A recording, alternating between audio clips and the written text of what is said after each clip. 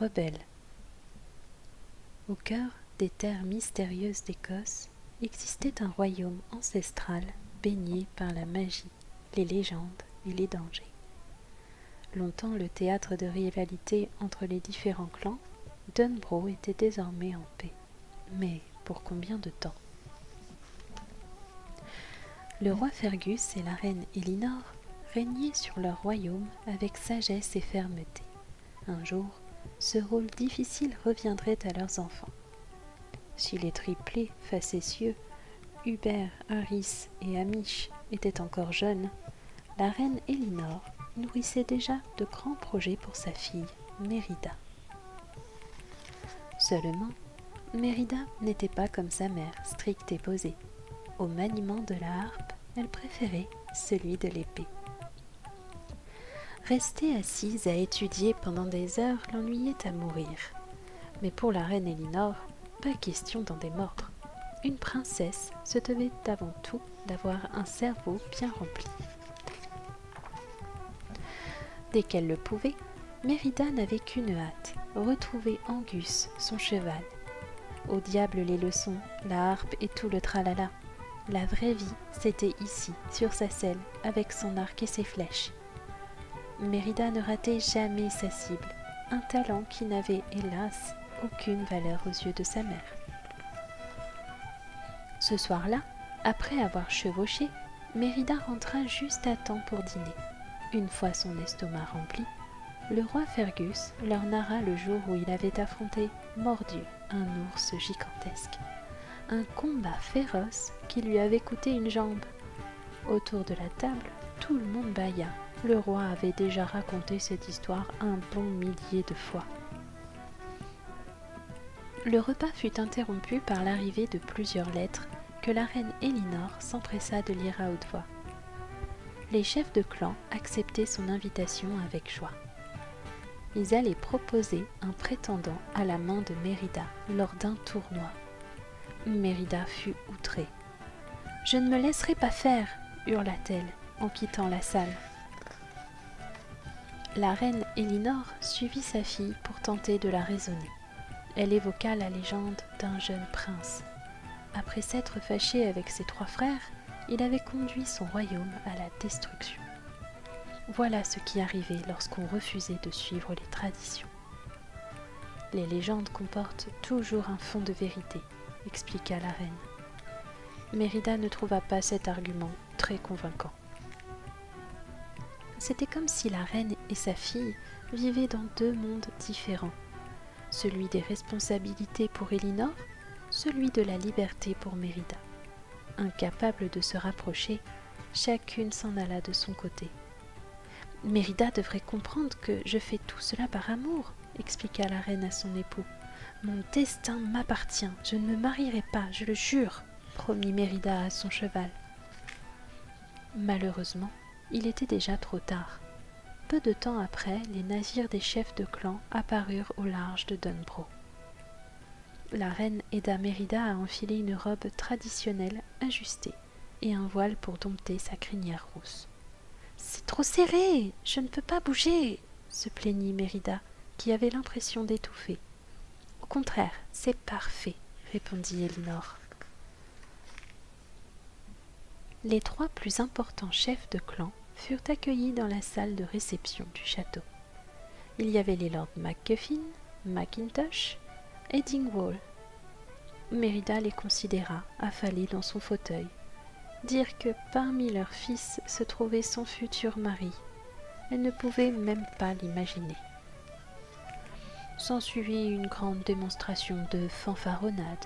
« Mon fils a combattu 1000 ennemis à la force de son épée !» se vanta Lord Mackintosh. « Le mien a vaincu 2000 ennemis à main nue !» renchérit Lord MacGuffin.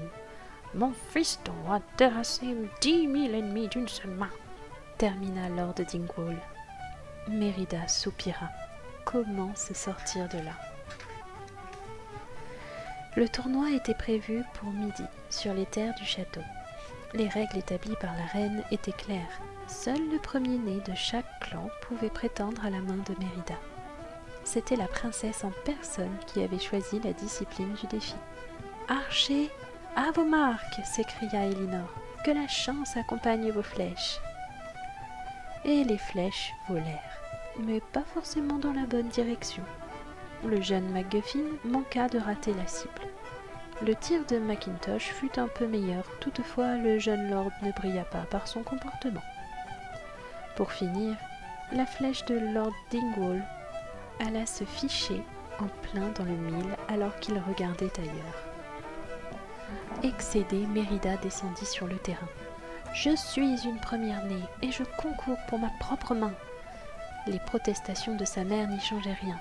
Avec adresse, Mérida tira flèche après flèche et s'offrit même le luxe de fendre celle du jeune Dingwall en deux. Dans ses appartements, la reine n'en revenait toujours pas. « Si nous n'arrangeons pas cela au plus vite, Dunborough sera à feu et à sang. »« Tu es une rosse !» rétorqua Mérida. « Je ne serai jamais comme toi. » Du bout de son épée, elle coupa la tapisserie familiale juste à l'endroit où mère et fille se tenaient la main. Furieuse et blessée, Mérida sauta sur Angus et s'enfonça dans la forêt sans même savoir où aller. Pourquoi sa mère agissait-elle ainsi ? Mérida n'aspirait qu'à mener sa vie comme elle l'entendait. Les traditions, elle s'en moquait. Si seulement sa mère était différente. À l'approche d'une clairière, Angus s'arrêta net. Mérida scruta les alentours et aperçut un cercle de pierres éclairé par de mystérieuses flammes bleues qui semblaient chuchoter « Suis-nous !» Cramponnant fermement les rênes d'Angus, la princesse se laissa guider jusqu'à un petit cottage perdu dans la forêt. La maison appartenait à une vieille femme qui affirma être sculptrice sur bois. Il ne fallut pas longtemps à Mérida pour deviner la vérité. C'était évident, cette femme était une sorcière. Mérida lui avoua ce qu'elle avait sur le cœur. « Si je pouvais changer ma mère, ma vie serait tellement plus belle. » La sorcière lui raconta alors une histoire, celle d'un prince qui lui avait demandé la force de 10 hommes. Pour preuve, elle montra à Mérida la bague que le jeune prince lui avait offerte et qui portait son emblème gravé, 2 haches entrecroisées. Elle voulait bien aider Mérida, comme elle avait jadis aidé le jeune prince. Une fois la préparation terminée, elle concocta un gâteau ensorcelé et le donna à Mérida. De retour au château, Mérida offrit le gâteau à sa mère, sans bien sûr lui dire d'où il provenait. Croyant sa fille revenue à la raison, la reine Elinor mangea une bouchée du gâteau pour fêter leur réconciliation. Maintenant, montons parler au lord et oublions tout ça, tu veux bien ? Mais, en chemin, la reine se mit à vaciller. « Oh, ma tête tourne comme une toupie !» Mérida attrapa les bras de sa mère pour la soutenir dans l'escalier. Les lords, de plus en plus impatients de connaître le choix de la princesse, allaient encore devoir attendre. Mérida aida sa mère à s'allonger sur son lit. L'instant d'après, l'élégante reine avait disparu. À sa place se dressait une silhouette géante et poilue. « Ça alors, tu es devenu un ours !» s'écria Mérida. « Cette sorcière minable a raté son sortilège !» En entendant cela, l'ours Elinor poussa un grognement de colère. Dans la salle de réception, le roi Fergus sentit l'odeur de la bête. Ce chasseur hors pair savait repérer des ours à des kilomètres à la ronde. Sans attendre, le roi rassembla tous les hommes présents. Face au clan réuni, la bête n'avait aucune chance. Une seule personne pouvait sauver Elinor, la sorcière. Les triplés se chargèrent de distraire les chasseurs. De cette manière, Mérida et Elinor purent sortir par la cuisine sans être repérés. « Je serai vite de retour », lança Mérida à ses frères. « En attendant, mangez ce que vous voulez, vous l'avez bien mérité. » Dans la forêt, Mérida et l'ours Elinor retrouvèrent le cottage, ainsi qu'un message laissé par la sorcière. « Pour changer votre destinée, regardez à l'intérieur et réparez le lien déchiré par la fierté. » C'est alors qu'un épais nuage surgit de nulle part et les enveloppa. Après son départ, le cottage n'était plus qu'un tas de ruines. Au matin, Elinor mourait de faim. Elle sauta dans le ruisseau et attrapa des poissons. Pour la première fois depuis longtemps, elle se sentait proche de sa fille. Mais soudain, les yeux d'Elinor s'obscurcirent et elle renifla Mérida comme si elle ne la reconnaissait pas. Heureusement, elle retrouva bien vite ses esprits. Pourtant, l'incident horrifia Mérida. Et si jamais un jour, sa mère se transformait pour de bon. Juste après, des feux follets apparurent et les menèrent vers une mystérieuse arche de pierre. Mérida reconnut le motif sculpté. C'était l'emblème du jeune prince dont la sorcière lui avait parlé. En explorant l'endroit, Mérida découvrit les vestiges d'un ancien château et de 4 trônes. Alors, tout s'éclaira dans son esprit. Le prince ensorcelé et celui de la légende étaient une seule et même personne. Le prince voulait avoir la force de 10 hommes. Il est devenu mordu. Et l'ours monstrueux était justement de retour chez lui. Elinor attrapa sa fille et s'enfuit. Mérida pensait avoir compris. Pour rompre le sort, il fallait recoudre la tapisserie. Aussi, elle et sa mère retournèrent discrètement au château. Durant leur absence, la situation s'était aggravée. Les clans menaçaient d'entrer en guerre si Mérida ne se décidait pas. Le destin de Dunbro était entre ses mains.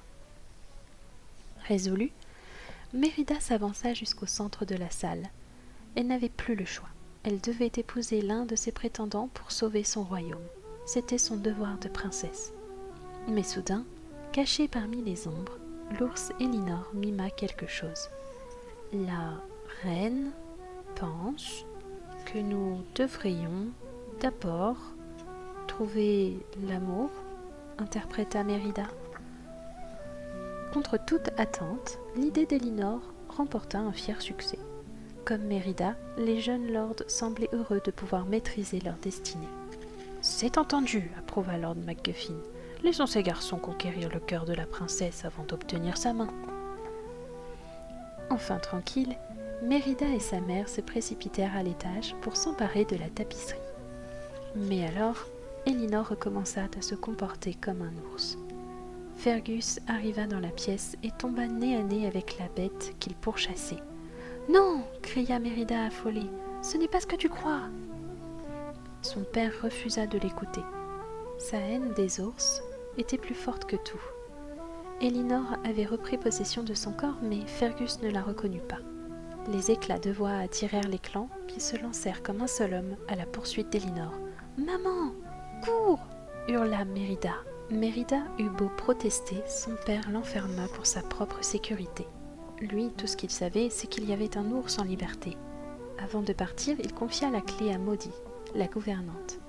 Par l'ouverture, Mérida aperçut 3 petites silhouettes à fourrure. Ses frères, ils avaient dû manger le reste du gâteau ensorcelé. « Prenez la clé !» murmura Mérida. Cette fois, Harris, Hubert et Amish n'eurent pas besoin de ruser. En voyant les oursons, la gouvernante terrorisée prit ses jambes à son cou et abandonna la clé. Pendant ce temps, l'ours Elinor fuyait à corps perdu dans la forêt sombre, en osant à peine jeter des coups d'œil derrière elle. Les chasseurs se rapprochaient, plus haineux que jamais. Fergus suivait les traces de son ennemi sans se douter une seconde qu'il traquait en réalité son épouse bien-aimée.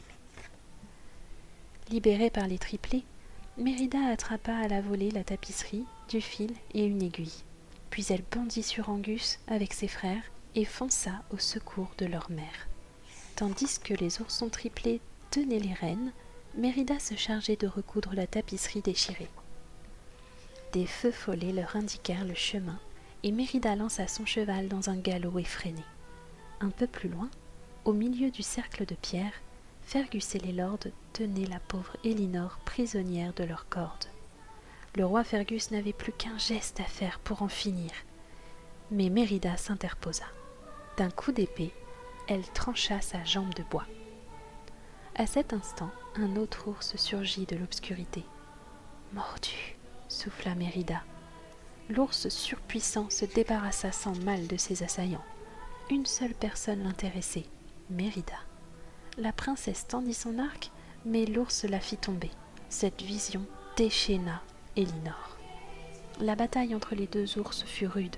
Pourtant, Elinor n'abdiqua pas. Elle repoussa son adversaire contre une pierre dont le sommet se brisa. L'instant d'après, Mordu n'était plus. L'esprit du jeune prince, enfin libéré, put rejoindre les feux follets. Le cœur battant, Mérida se dépêcha de poser la tapisserie sur les épaules de sa mère. Mais rien ne se passa. « Maman, reviens, je veux juste que tu reviennes. » Désespérée, elle fondit en larmes. « Je t'aime. » La princesse sentit alors une main lui caresser les cheveux. Elle leva les yeux et découvrit sa mère qui lui souriait tendrement. En rétablissant leur lien, elle avait levé le sortilège jeté par la sorcière. Toute la famille était de nouveau réunie. L'aventure de Mérida et de sa mère marquerait pour toujours l'histoire de Dunbro. Un jour, des reines la raconteraient peut-être à leurs filles, en leur rappelant que toutes les légendes se fondent sur des vérités. Et pour les princesses rebelles qui en douteraient, la nouvelle tapisserie de Mérida et d'Elinor serait là pour le prouver. Quelque temps après, les lords repartirent à bord de leur navire. Une page importante était tournée. Elinor et sa fille savaient désormais qu'on pouvait être différentes et s'aimer. Quant à Mérida, elle se disait qu'elle ne changerait sa mère pour rien au monde.